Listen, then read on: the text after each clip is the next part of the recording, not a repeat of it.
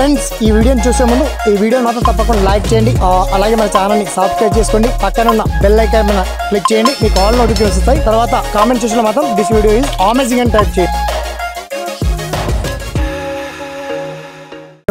మీరు చూస్తున్నారు SPN education YouTube channel.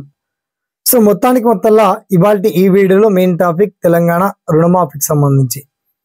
ఒకే దఫాలో 2 లక్షల రుణమాఫీ ఈ ప్రభుత్వం నిజంగా చేస్తుందా, లేదా మాటల గారెతోనే కాలయాపన చేస్తూ మనకు త్వరలో election code, MP election, parliament election వస్తున్నాయి కాబట్టి లోక్సభ ఎన్నికలు వస్తున్నాయి. తర్వాత మనకి జూన్ జూలై ప్రాంతంలో సర్పంచ్ ఎంపీటీసీ ఎలక్షన్స్ కూడా వస్తున్నాయి.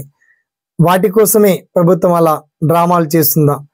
మరి ఈ ప్రభుత్వం కూడా రైతులతో చిలగాట మాడితే గత ప్రభుత్వాలకు ఎలా షాక్ ఇచ్చారు?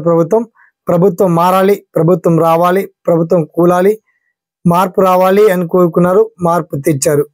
మరి ఈ ప్రభుత్వానికి ఎలా మారుస్తారు? లేదా నిజంగా ఈ ప్రభుత్వం 2 లక్షల రుణమాఫీ సాధ్యం చేస్తుందా కాదా? ఆ డీటెయిల్స్ మనం షార్ట్ కట్ లో తెలుసుకుందాం. ఓకేనా? So let's start our topic.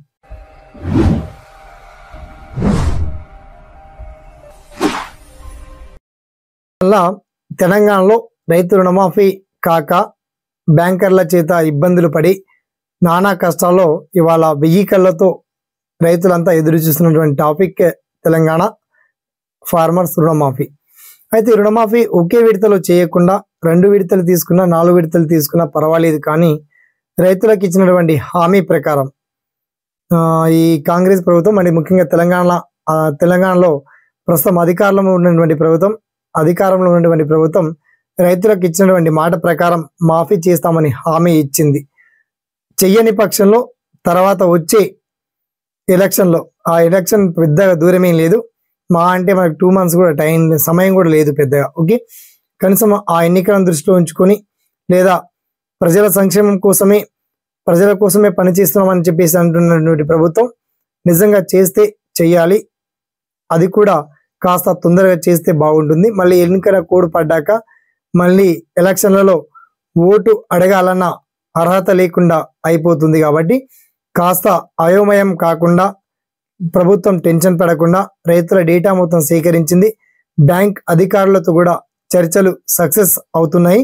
మొత్తానికి సెపరేట్ ఫౌండేషన్ ద్వారా లేదా ప్రైవేట్ కంపెనీ దగ్గర అప్పు తీసుకొచ్చైనా మొత్తానికి రైతుల యొక్క రుణమాఫీ చేస్తామని చెప్పేసి రాష్ట్ర గౌరవ ముఖ్యమంత్రి రేవంత్ రెడ్డి స్పష్టం చేశారు. అయితే తెలంగాణ రాష్ట్ర వ్యాప్తంగా 33 జిల్లాల వ్యాప్తంగా ఇంతమంది రైతులు బ్యాంకుల్లో చిక్కుకున్నారు.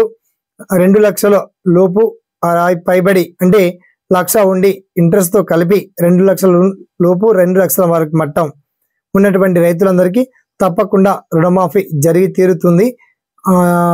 జరిపి తీరుతామని చెప్పేసి, మాఫీ చేసి తీరుతామని చెప్పేసి రాష్ట్ర గౌరవ ముఖ్యమంత్రి రేవంత్ రెడ్డి స్పష్టం చేశారు.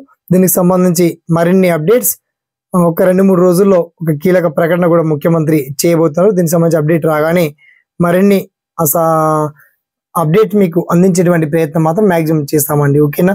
సదా మీ సేవలో. లేదంటే తర్వాత ప్రజా తీర్పు ఎలా ఉంటుందో మీకే తెలుసు, అందరికి తెలుసు కూడా.